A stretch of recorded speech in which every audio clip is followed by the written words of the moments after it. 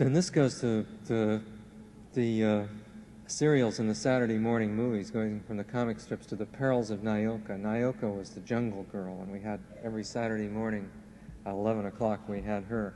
Perils of Nyoka drove me batty.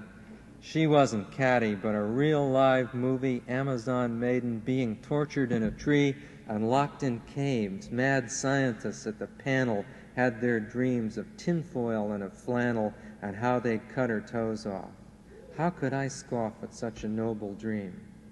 Cream wasn't invented then. There was milk and cream to put on berries or pudding. Visions were a nickel or a dime. Clyde is a friend of mine. He will do it any time. Brontosauruses staggering under the weight of bepearled and Persian vests. And this is before the television Batman, too. There was the Joker. He was the poker of the imagination, the first Loki, god of mischief, and the prototype for Milton's Satan.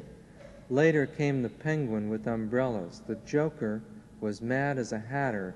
He served himself on his own platter. Like Keats says, what weapon has the lion but himself? The Joker had a skinny jaw like mine and a purple suit. His face was white with big red lips. He was like me, and Prince Namor too, with dark hair and skinny chin. I loved him, and those wings on submariners' feet. Joe had our red brick house painted white, and in the dead of night I'd pretend I was a superhero. I had a circle of lucite with a hole in it and a piece of nylon cord, and I'd slide down the wall, but I never did. Right along the chimney's edge there must have been some huge old dredge sliding in the river.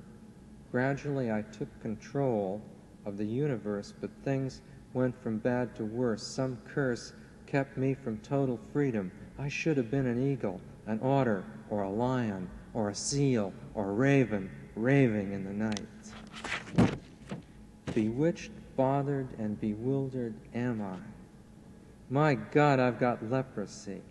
There goes my eyeball, right in the highball. Mint juleps made by Joe in frozen cold aluminum glass, whiskey poured over ice and sugar, ugh, yuck, and a sprig of mint, Zane Grey, all in a set. Handing tools to Joe, working under the car, trapped and a prisoner of Zenda, a rotten failure before I start, and all those parts from the bicycle break, like a nest of twisted, greasy, cold metal snakes. I couldn't do a thing except bring my problem. Everything was different. I was much smaller, everyone else was taller, and I looked up at them, and they had big faces with mustaches and whiskers and were getting fat and threatening. My God, I've got to figure this out.